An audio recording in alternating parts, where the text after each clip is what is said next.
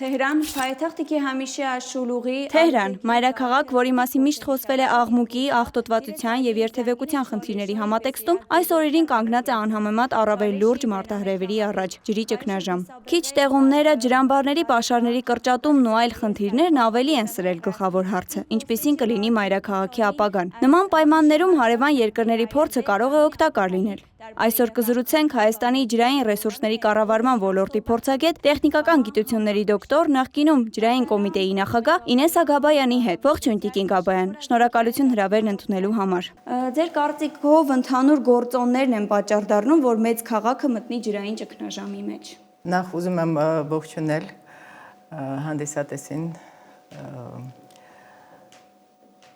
եւ հույս հայտնել, որ այս ճգնաժամը, որ անգնել է ձեր արչև, ժողովրդի արչև, շուտապույտ իր լուծումը կգտնի։ Ուզում եմ հույս հայտնել։ Մեծ քաղաքներում իհարկե կան գործոններ, որոնք բերում են ճգնաժամի։ Գործոններից մեկը դա բնակչության աճն է։ Կարող է լինել ռեսուրսների ոչ ճիշտ կառավարումը, ոչ խնայողաբար օգտագործումը, կարող է լինել նաև ջրօգտագործողների կյանքի պայմանների փոփոխությունը դեպի ավելի մեծ պահանջների, մեծ ջրապահանջ ունեցող կառույցների շինարարությունները, մենք բոլորս տեսնում ենք շրջապատում, հենց թեկուզ Երևանում, էլ չեմ ասում մեգապոլիսներում, մեծ քաղաքներում։ Այս սրանք հիմնական գործոններն են, ինչպես նաև ջրի աղտոտումը նույնպես կարող է դառնալ ջրի ճգնաժամի պատճառ գործոն։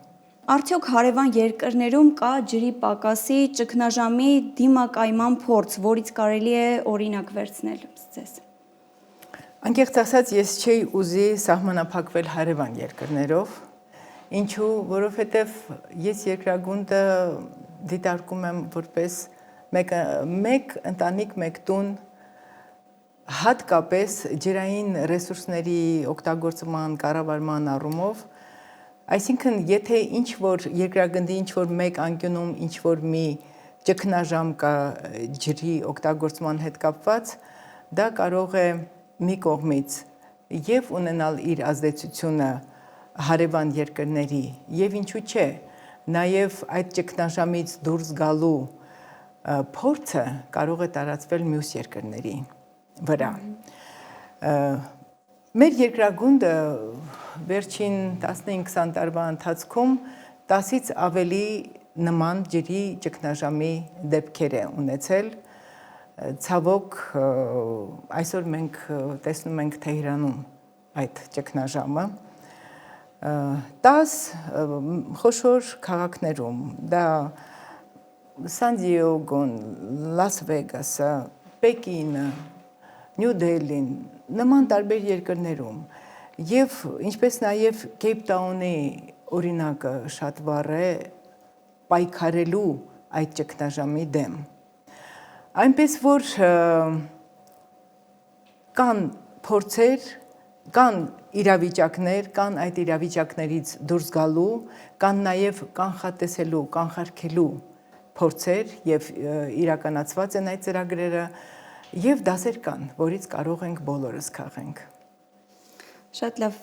Տիկին Գաբայան, որոնք են լավագույն քաղաքականությունները, որ կառավարությունը կարող է իրականացնել մի քանի տարվա ընթացքում ջրային ռեսուրսների բարելավման համար։ Քաղաքականություն, ռազմավարություն, իհարկե նախ կառավարությունը պետք է ակնհայտ իմանա իր ռեսուրսները կարողանա գնահատել, այսինքն ինչ քանակի եւ որակի ռեսուրսների է տիրապետում կառավարությունը, պետությունը։ Գիտեք,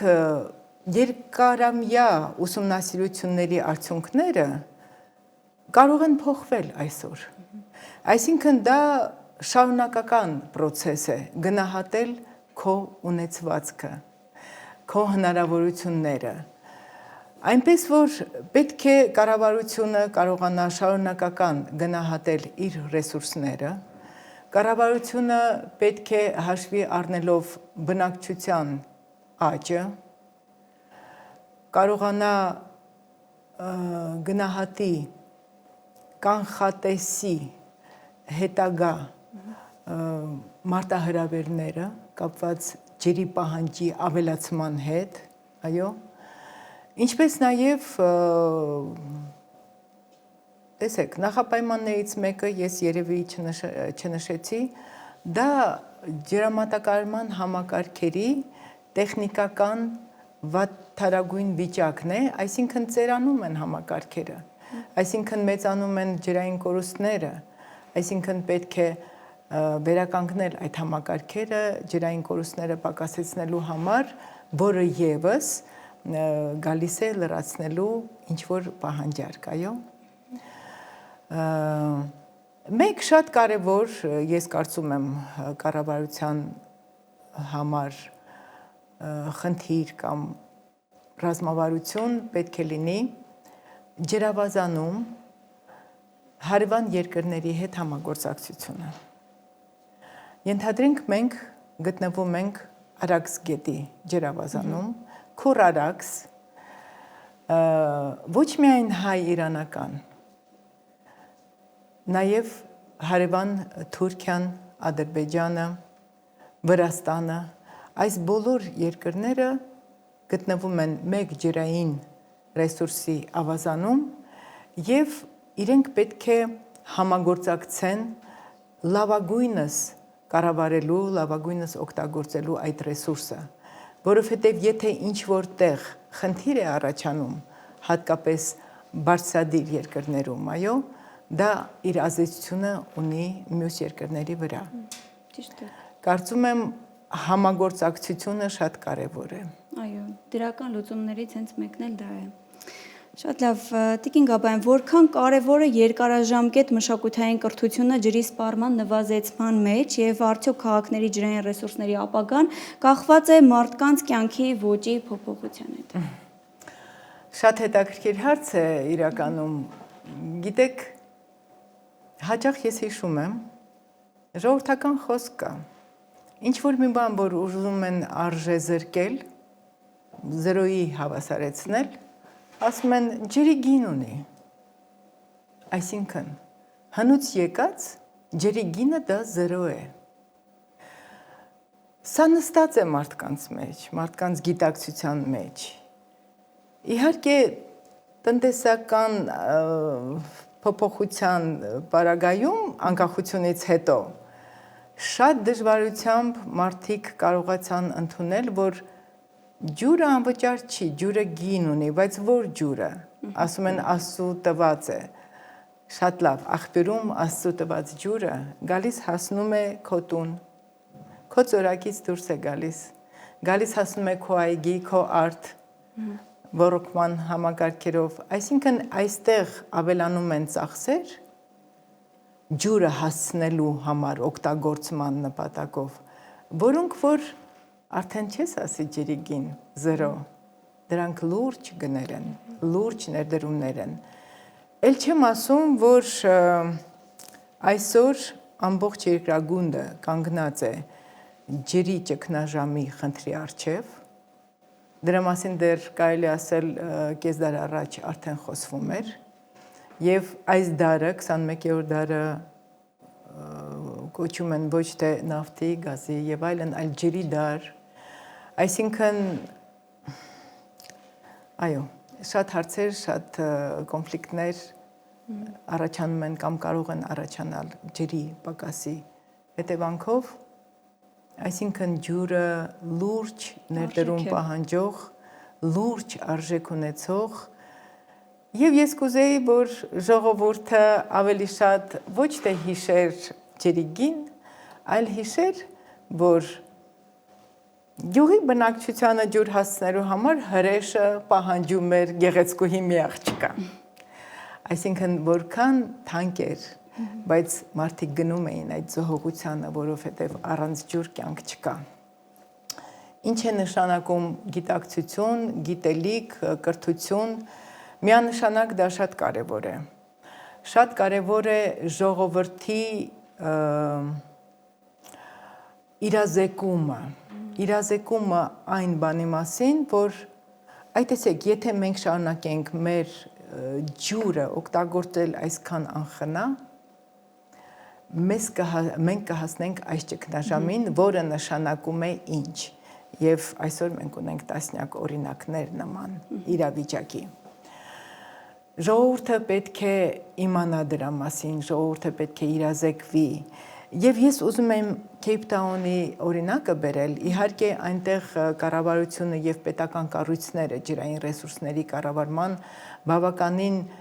լուրջ կարողացան կանխատեսել ճգնաժամը եւ իրականացնել իհարկե ծրագրեր, այստեղ պետք է նաև նշեմ երիտասարդ սերունդի ակտիվ մասնակցությունը։ Այսօր ոչ մեկից համար այսպես գաղտնիք չէ այդ ցանցերը, համացանցերը, ինտերնետը եւ բլոգերները, ժողովրդի կողմից ընդունված բլոգերները, հայտնի մարդիկ, մշակույթի, երիտասարդներ, ուսանողներ, որոնք որ գիտականորեն հիմնավորված, գիտականորեն մշակված եւ ներկայացված ինֆորմացիան կարող են շատ լայն տարածել ժողովրդի մեջ։ Ներգրավել։ Եվ ժողովուրդը կլսի եւ ժողովուրդը կընդունի, գիտեք հիմա ցավոք օրվա երևի 70%-ը մարդը այդ հեռախոսի մեջ է, համացանցում է։ Այսինքն եթե ճիշտ օգտագործել, իսկ ջրի խնդիրը դա լուրջ խնդիր է։ Եթե ճիշտ հասցնել իրազեկել պատճառները, արդյունքները եւ այլն, սա լուրջ, բավականին լուրջ, այսպես կարելի ասել, գործիք է ժողովրդի իրազեկման համար, ներգրավել երիտասարդներին, ներգրավել հասարակական կազմակերպություններին, չգիտես ինչի մեր բնապահպան կազմակերպությունները իրենց թվում է, թե իրենց միսիան, առաքելությունը դա քննադատելն է։ Կառավարությանը քննադատեցինք, այս, չգիտեմ, բիզնեսմենին քննադատեցինք, այսպես, լավ, քննադատելը հասկացանք, քննադատեցինք, բայց ինչ որ քայլեր, գործեր պետք է արվեն, թե ոչ, առաջարկներ, ինչպես շտկել իրավիճակը, չէ որ թվում է, թե բնությունից դուրս եկող բնապահպանները պետք է ամենամոտը լինեն բնությանը եւ ամենաշատը տեսնեն շտկման ուղիները։ Ես շատ կուզեի, որ մեր եւ ամբողջ աշխարհի ոչ միայն Հայաստանի բնապահպան կազմակերպությունները ավելի շատ ուղղված լինեին խնդիրները լուծելու վերաբերյալ առաջարկներ, ինչու՞ չէ նաեւ մասնակցելու նման հարցերին։ Այ նաև սա։ Դեք ես էլ եմ կարծում, որ ամենակարևորը այն է, որ յուրաքանչյուրս բավական աչալուրջ վերաբերվենք այս հարցին ու գիտակցենք, գնահատենք այն, ինչը որ այսօր մենք դա ունենք, որովհետև դա եթե չլինի այդ գիտակցությունը, հնարավոր է, որ հետագայում այս նույն խնդրին հենց բախվենք մենք ինքներս։ Այո, եւ ինչը որ կարող ենք շատ շուտ կորցնել ուղղակի։ Ճիշտ եք, համաձայն եմ։ Անդրադառնանք մյուս հարցին, արդյոք տարածաշրջանային համագործակցությունը կարող է օգնել ջրի կառավարմանը եւ ինչ տեսակի համատեղ նախագծեր երկրների միջև կարող են օգտակար լինել։ Էլի բերեմ միջազգային փորձը, որ կան բազմիցս ջրային ռեսուրսներ, գետային ավազաններ, որոնք հոսում են մի քանի երկրների տարածքներով, անկախ նրանից, թե քաղաքական ինչպիսի վիճակում են գտնվում իրար միջև այդ երկրները, համագործակցում են, թե ոչ, դրական է, թե ոչ, ինչ որտեղ ջուրը ստիպում է միանալու եւ համագործակցելու։ Այո, այդ գիտակցությունը, որ ջուրը շատ կարեւոր է, բերում է այդ երկրներին համագործակցության մեկ սեղանի շուրջ քննարկելու, մտածելու, ինչ անել, ինչպիսի ծրագրեր իրականացնել։ Տեսեք, ես մեծ զարմանք ապրեցի անցյալ տարի, երբ այցելեցի արաբական թերակղզու երկրները, թվում է, թե անապատում այսքան կանաչ, որտեղից։ Անիրական է։ Գիտեք ինչ որտեղ նաև նախանձ ապրեցի։ Բայց կարողացել են ծովի ջրի աղազերծման տեխնոլոգիաներ կիրառելով ծաղկեցնել իրենց երկիրը։ Եվ բացի դա, նաև ներդրվել են մեխանիզմներ, այսինքն սարքավորումներ կաթիլային անձրևացման, բոլորիս համար դա շատ արդեն հայտնի տեխնոլոգիաներ են, որը որ ամենա այսպես նվազագույնս ջրի պահանջով կարող է օգտակար լինել եւ ջրամատակարարման քաղաքի եւ կանաչապատման։ Գիտեք, ոչ բոլոր երկրները կարող են իրենց թույլ տալ այդ աղազերծման կայանները կառուցելու, տեղադրելու, դա բավականին թանկ իհարկե, այսպես ասեմ, հաճույք է եւ բավականին էներգատար է, բայց մի կողմից ջուրը կարելի է օգտագործել էներգիա արտադրելու, այո, կանաչ էներգիա, վերականգնվող էներգիա, նաև քամու, արևի, փոքր հեկերի միջոցով եւ այդ էներգիան օգտագործել, ասենք, նման գործարաններում, աղազերծման գործարաններում։ Այսինքն շատ հարցեր կան, շատ մոտեցումներ կան, շատ գաղափարներ կան, նաև իրականացված ծրագրեր կան, որ պետք է օգտագործել, պետք է ճանապարհներ գտնել։ Տեսեք, մի երկիր կարող է լինել հարուստ ինչ-որ մեկ ռեսուրսով, մյուս երկիրը ջրով։ Եկեք միասին խոսենք, մտածենք, ինչպես կարող ենք մեկս մյուսին օգնել, ես իմ ունեցածով, դու քո ունեցածով։ Միանշանակ համագործակցություն, համատեղ ծրագրերի իրականացում եւ ոչ թե ծրագրեր գրել եւ դնել ուղակի դարակում, այլ իրականացնել։ Հայաստանի փորձից ինչ դասեր կարող են օգտակար լինել Թեհրանի համար եւ արդյոք Իրան-Հայաստան գիտական եւ համալսարանական գործունեությունը ջրի ոլորտում օգտակար կարող է լինել։ Միանշանակ, ինչպես խոսեցինք, համագործակցությունը դա կարեւոր է երկու ստեկ։ Միանշանակ։ Մի բան մենք կարող ենք վերցնել Թեհրանից, մի բան Հայաստանից, Երևանից, փորձ կարելի է վերցնել։ Եվ եկեք հիշենք նաև այն հանձնաժողովների աշխատանքը, երկու ստեկ Իրան-Հայաստան, որտեղ քննարկվում էին համատեղ հիդրոէլեկտրակայանի շինարարության ծրագիրը,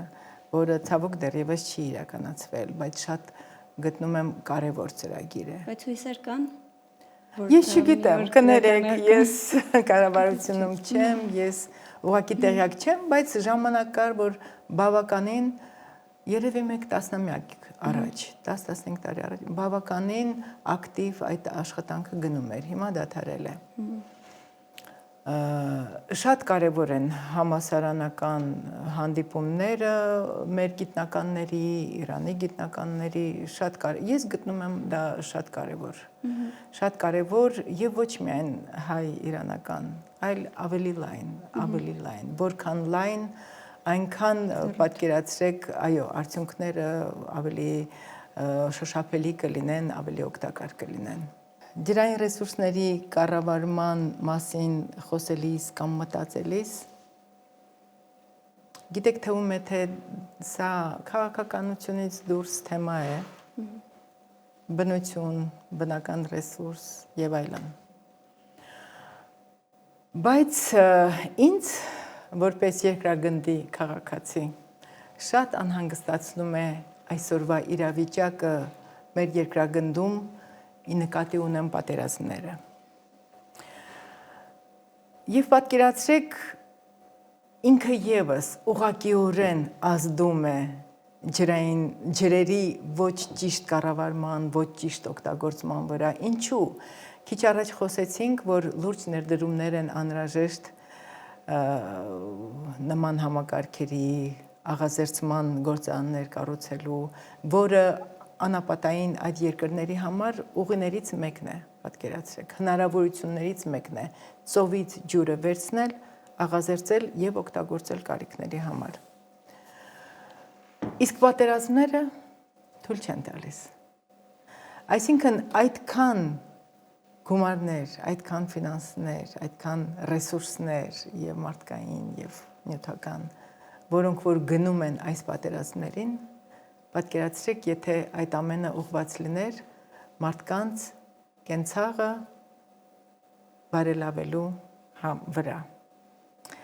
Այնպես որ իմ խոսքի վերջում ես ուղղակի կասեմ ոչ պատերազմներին։ Շնորհակալություն Տիկին Գաբայան հետաքրքիր հարցազրույցի համար։ Հիշեցնենք, որ այսօր մեր հյուրն էր Ինեսա Գաբայանը, տեխնիկական գիտությունների դոկտոր, նախկինում ջրային կոմիտեի նախագահ եւ ջրային ռեսուրսների կառավարման փորձագետ։